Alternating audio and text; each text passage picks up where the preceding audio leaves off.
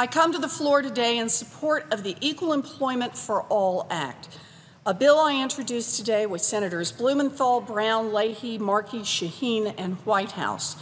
This legislation would prohibit employers from requiring prospective employees to disclose their credit history as part of the job application process. It makes sure that hiring decisions are based on an individual's skill and experience, not on past financial problems. This is also about basic fairness. Let people compete for jobs on the merits, not on whether or not they have enough money to pay all their bills. Many people have had bad credit because they hit hard times. They got sick, their husband left, or their wife died, they lost their jobs. These are tough events under any circumstances, and they often put a real financial strain on a person. The strain sometimes results in late payments or an increase in the amount of money that they must borrow. The problems of bad credit were compounded following the 2008 financial crisis. Millions of people stumbled financially when shrinking home prices left them unable to refinance or to sell a home. Depreciated savings left people with a smaller financial cushion to survive fluctuations in their income. People lost their small businesses and found themselves mired in debt. For too many people, the fallout from the 2008 crisis also damaged their credit. Much of America, hardworking, bill-paying America, has a damaged credit rating. And the impact of that bad credit rating lasts a long time. Negative information generally remains on a credit report for 7 years, and in some cases, it lasts even longer.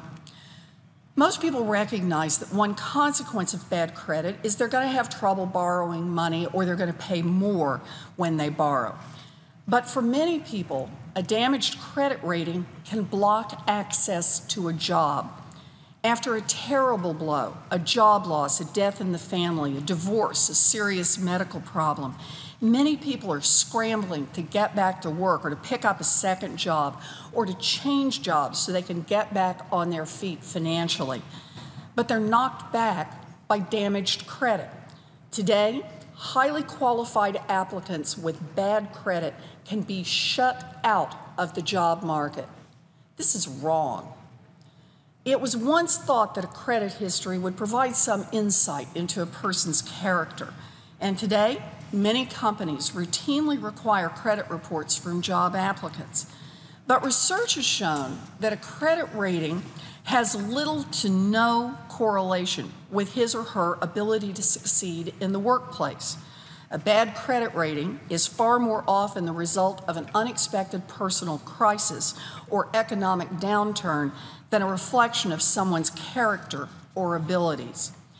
The Equal Employment for All Act would amend the Fair Credit Reporting Act to put an end to these unfair and harmful practices.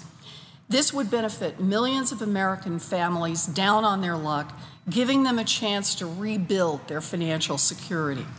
It will particularly help women, minorities, students, and seniors, because these groups are disproportionately likely to be hit hard by bad credit ratings. For example, the economic fallout from a divorce often hits women's finances particularly hard. It only gets more difficult for women when they apply for good jobs for which they are fully qualified, but they are barred because employers insist on examining their credit history. Another challenge with using credit reports during the job application process is they're not always accurate.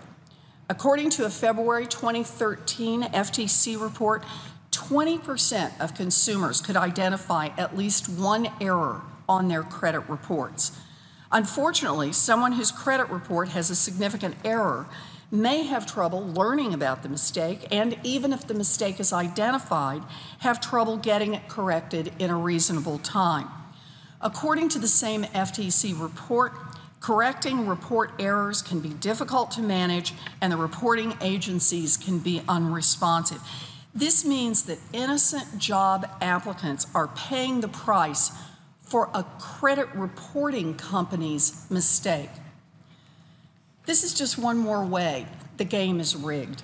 A rich person who loses a job or gets divorced or faces a family illness is unlikely to suffer a drop in his credit rating.